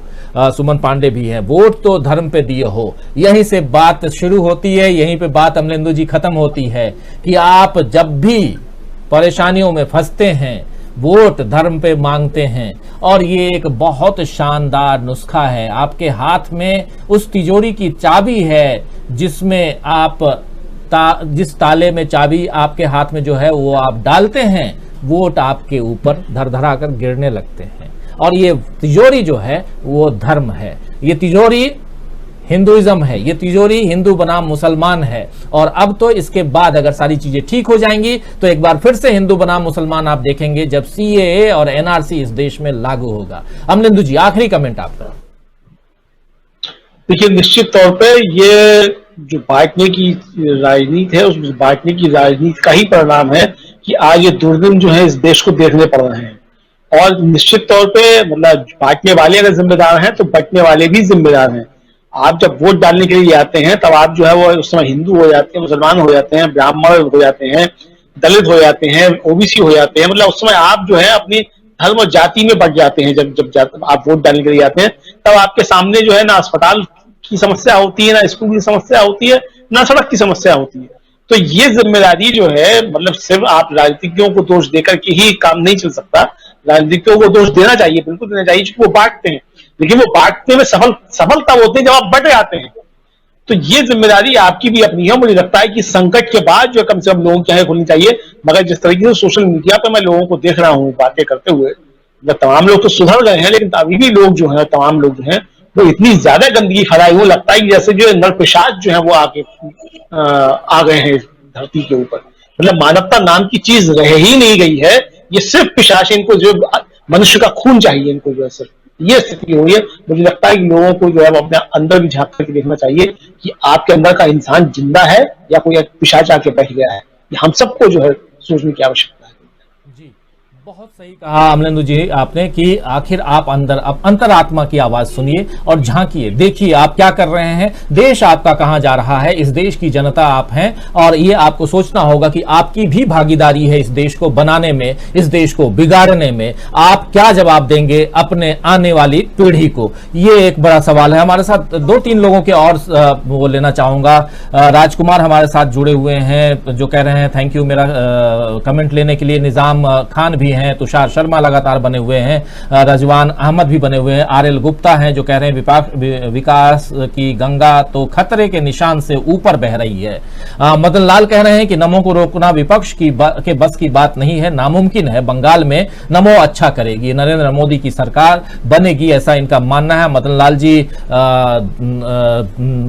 बीजेपी के पक्षधर हैं लेकिन लगातार हमारे इस प्रोग्राम को देखते हैं और मैं धन्यवाद करता हूं मदन लाल जी को कि आप कमेंट भी करते हैं और हम कई बार आपके हिसाब से सही, मतलब अगर आप कहें तो कड़वा बोलते हैं, लेकिन आप हमें देखते हैं और अपने कमेंट लिखते हैं। बहुत धन्यवाद आपको मदन लाल जी। कुंदन कुमार कह रहे हैं कि डबल इंजन के सरकार का मतलब यह है कि राज्य की विकास चाहिए तो हमारी सरकारें बनाएं ताकि केंद्र में भी राज्य में भी तो विकास दनादन होगा, अन्यथा विकास नहीं होने दूंगा। मदीना का मुसाफिर हमारे साथ जुड़े हुए हैं जो कह रहे हैं कि यूपी को शमशान कब्रिस्तान बना दिया है। शैलेंद्र यादव भी हैं जो हमारे साथ बने हुए, शैलेंद्र सिंह यादव। इस्लाम भी हमारे साथ बने हुए, इस्लाम अली, मोइनुद्दीन अंसारी भी हैं। राजीव जी कुछ नहीं, सबसे बड़ा अगर कोई इसका जिम्मेदार है तो जनता खुद है।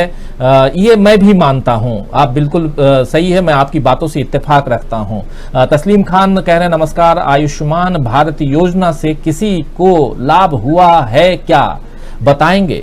एमपी की जुगाड़ की सरकार में एमपी को बर्बाद कर दिया। तस्लीम खान कह रहे हैं मध्य प्रदेश की जो सरकार है उसकी बात कर रहे हैं। नीलेश यादव कह रहे हैं जनता समझ चुकी है, बीजेपी झूठ बोलती है। राजकुमार हमारे साथ बने हुए हैं। फिरसत हुसैन हैं जो बुरा क्या तेरे वादों पे एतबार क्या, कहाँ है अच्छे दिन, इतने बुरे दिन तो देश ने कभी नहीं देखे थे। मोहम्मद नूर आलम, पहले मैंने भी कहा था वह दिन दूर नहीं जब जिंदा रहने को विकास समझ जाएगा और वह दिन आ गया है। तो तमाम हमारे साथी Rockford gaming, how many hospitals in Delhi have, सवाल पूछ रहे हैं। B R all Islamic channel हाई कह रहे हैं। फिरदौस आलम भी हैं, क्यों हिंदू धर्म का ही सहारा लेना पसंद करती है बीजेपी सरकार। मनोज दास कह रहे हैं संत रामपाल जी महाराज को रिहा करें, बीजेपी सरकार ने संत को जेल में रखा है, आज उस सरकार का नाश हो रहा है, जनता भी खुद लॉकडाउन वाली जेल झेल रही है। असलम चिश्ती, राजीव जी बेहतरीन न्यूज दिखाते हैं आप, धन्यवाद असलम चिश्ती जी। सुमन पांडे, ये कोरोना सिर्फ डिपॉपुलेशन के लिए है या पहले भी इन्होंने लिखा था, बिल्कुल सही कह रहे हैं। इस्लाम कह रहे हैं चुनाव, इस्लाम अली कह रहे हैं कि चुनाव के लिए क्षेत्रवाद, जातिवाद, भाषावाद तो है ही किंतु धर्मवाद सबसे बड़ा कारक है। मोहम्मद सबीर अंसारी, लालू बिहार, आरजेडी सरकार, मनोज दास, तमाम साथी। अब आप लोगों से विदा लेने का वक्त आ गया है। आरएल गुप्ता भी हैं, तस्लीम भी हैं, B R all Islamic Mohammad Sabir Ansari भी हैं। आप लोगों से विदा लेने का दोस्तों वक्त हो गया है, पहले ही ज्यादा वक्त ले लिया आप लोगों से। उमेश खान भी हैं जो कह रहे हैं क्या मोदी जी बंगाली चुनाव में व्यस्त रहे हैं कि कोरोना से लोग भी मर रहे हैं। सबीर खान भी है। राजीव जी नमस्कार, देश को इन्होंने इमरजेंसी की हालत में खड़ा कर दिया है। बॉस मंकी की time is different everywhere, people should understand not to blame government any time, people are careless right now. फिर अजजुल हक खान, मोदी जी को हटाओ देश बचाओ कह रहे हैं। राजकुमार भी है। गणेश अपकोता कह रहे हैं कि मोदी जी की एक विदेश यात्रा में 33-34 करोड़ खर्च करने की जगह अस्पताल बनाते, स्वास्थ्य सेवा में लगाते तो अच्छा होता। बिल्कुल सही सुझाव है। मोइनुद्दीन अंसारी भी हैं। असलम चिश्ती बने हुए हैं कि कह रहे हैं जो मेरा उत्तर प्रदेश बहुत बुरे हालात से गुजर रहा है, पूरा देश बुरे हालात से गुजर रहा है। भाई असलम चिश्ती जी क्या कहेंगे? बनवारी मीना भी हैं जो कह रहे हैं जिस देश में जेलों में संत जाते उसे विश्व गुरु बनने से कौन रोक सकता है, जय श्री राम। अमर चंद्रा कह रहे हैं राजीव जी नमस्कार, मोहम्मद नूर आलम साहब के पिछले कार्यकाल में लोग लाइन लगाकर मर रहे थे, लाइन में लगकर मर रहे थे, अब मरकर लाइन में लगे हैं, धन्यवाद साहब। तो तमाम बंटी हंटर भी हैं, बाउंटी हंटर रहमतुल इब्राहिम, टिक्की मिर्ची, पाकिस्तान चैनल, आतंकवादी कमेंट, तीखी मिर्ची को हमारा ये चैनल और हमारे बातें हमारी पसंद नहीं आ रही हैं, लेकिन जरा गौर से सोचिए तीखी मिर्ची जी, आपका जो हैंडल है, जो नाम है तीखी मिर्ची है, लेकिन तीखी मिर्ची जो अगर हरी मिर्ची होती है तो बहुत फायदेमंद होती है, क्योंकि उसमें विटामिन सी की मात्रा ज़्यादा होती है और इस कोरोना काल में डॉक्टर्स कहते हैं कि विटामिन सी खाना चाहिए। तो इसलिए आपका जो ये नाम है तीखी मिर्ची बहुत सही है, लेकिन मन को तीखा मत बनाइए, मन को थोड़ा मीठा बनाइए। पाकिस्तान और बाकी आतंकवादी इन सब से बाहर निकल करके ये जो समय है दोस्त, इस समय का से हम कैसे इससे बाहर निकले, इस महामारी से कैसे बाहर निकले। यहाँ ये जो महामारी ये पूछकर नहीं आती है कि तुम हिंदू हो, कि तुम मुसलमान हो, तुम सिख हो, कि तुम ईसाई हो, कि किसी और जात से, किसी और बिरादरी से हो, किसी और संप्रदाय से हो। ये बीमारी ये पूछकर नहीं आती है। और जब किसी को ऑक्सीजन की जरूरत है तो वो ऑक्सीजन अगर किसी मुसलमान ने लगाया है तो और उसकी जरूरत हो गई पूरी तो हिंदू नहीं लगाएगा, ये भी नहीं होता है। बीमारी में आप इस बात को समझिए, जिस वैक्सीन को हम लगाते हैं उसी वैक्सीन को कोई और भी लगाता है, तो ये भी क्योंकि वैक्सीन एक है, अलग अलग डिब्बे में है, अलग अलग शीशी में है, तो इस बात को समझिए। खून सबका एक है, ये समझिए, खून एक है, रंग एक है और रंग लाल है। और आतंकवाद, पाकिस्तान, इन सब से बाहर निकलिए। तीखी मिर्ची बहुत अच्छा नाम है आपका, विटामिन सी दीजिए लोगों को, अच्छा लगेगा। खैर, आप सभी हैं तीखी मिर्ची जाओ मिर्ची खाओ कह रही हैं, लेकिन खैर मैं अयोध्या तो एक झांकी है कह रहे हैं, ठीक है, बहुत कुछ बाकी है दोस्तों, आप भी हैं और हम भी हैं, इसलिए चलिए झांकी दिखाइए और खुश रहिए, आप इसी में खुश रहिए। अमर चंद्रा हैं, थैंक्स कह रहे हैं। सत्यप्रकाश भी हमारे साथ जुड़े हुए हैं, अमर चंद्रा थैंक्स लिख रहे हैं लगातार। मोहम्मद नूर भी हैं, फिरदौस आलम भी हैं। तो दोस्तों माफ करें अगर किसी का दिल मैंने दुखाया तो उसके लिए माफी चाहता हूं, लेकिन जो सत्य है, जो सच है, जो खबर है, वो हम आप तक पहुंचाएंगे और उस पर टिप्पणियां करेंगे। हमारे साथ बने रहे हमारे 3 साथी, 3 में से 2 इस वक्त मौजूद हैं। अमलेंदु उपाध्याय जी हमारे साथ हैं और सर्वमित्रा सुरजन जी हमारे साथ हैं। आप दोनों को बहुत बहुत धन्यवाद कि आप दोनों लगातार हमारे इस प्रोग्राम में बने रहे और इस कार्यक्रम में अपने विचारों से हमारे दोस्तों को, हमारे शुभचिंतकों को, हमारे दर्शकों को अवगत कराया। इसके लिए आप दोनों का तहे दिल से शुक्रिया अदा करता हूं। और दोस्तों, शुक्रिया अदा करना कैसे भूल सकता हूं आप सबका, जो आप बहुत ही प्यार से कमेंट लिखते हैं, अपनी बातें रखते हैं और पूरे इस कार्यक्रम को सफल बनाने में हमारा योगदान देते हैं। आप रोज हमारे साथ जुड़ते हैं 7 बजे से और आप सबका हमें बहुत इंतजार रहता है। तो देखते रहिए, जुड़े रहिए हमारे साथ। बहुत सारे साथी हमारे साथ जो कमेंट कर रहे हैं, एक बार आखिरी कई लोग हैं। मेरी इच्छा भी जो होती है दोस्तों कि ज्यादा से ज्यादा आप लोगों के कमेंट ले लूं और लोगों तक पहुंचाऊं। जैसे बंटी हंटर ऑक्सीजन के बोतल नहीं मिल रहे हैं बोल रहे हैं। विनोद रावत हैं, वेरी गुड, नमस्कार सर। राजीव जी बनवारी मीना कह रहे हैं, राजीव जी मैंने सुना है हमारा देश 5वीं अर्थव्यवस्था में 165 नंबर पर पहुंच गया है, यह सही है? बिल्कुल सही कह रहे हैं। अर्थव्यवस्था, महंगाई, बेरोजगारी, सब में हम लोग ऊपर पहुंच गए हैं। ऊपर मतलब नीचे से नहीं, जहां टॉप की तरफ आना चाहिए, पीछे से ऊपर पहुंच गए हैं। 165, कहीं 143, कहीं 150। और ये समझना पड़ेगा। बनवारी मीना जी, कल कुछ आंकड़ों के साथ बैठूंगा और वो कहां किस किस आंकड़े पे हम हैं, किस किस पायदान पे हैं, इन आंकड़ों के साथ कल बैठूंगा और जरूर चर्चा को आगे बढ़ाएंगे। उदय सिंह कह रहे हैं, निष्पक्ष समाचार बताने वाले आप जैसे अगर नहीं होते तो हम लोग वही मैनेज की हुई खबरें देख रहे होते। बहुत धन्यवाद उदय सिंह जी, आप हमें देखते हैं। सत्यप्रकाश यादव जी भी हमारे साथ, मनोज दास जुड़े हुए हैं, सुमन जुड़े हुए हैं हमारे साथ में, फिर वासुदेव कुमार हमारे साथ बने हुए हैं, मोहम्मद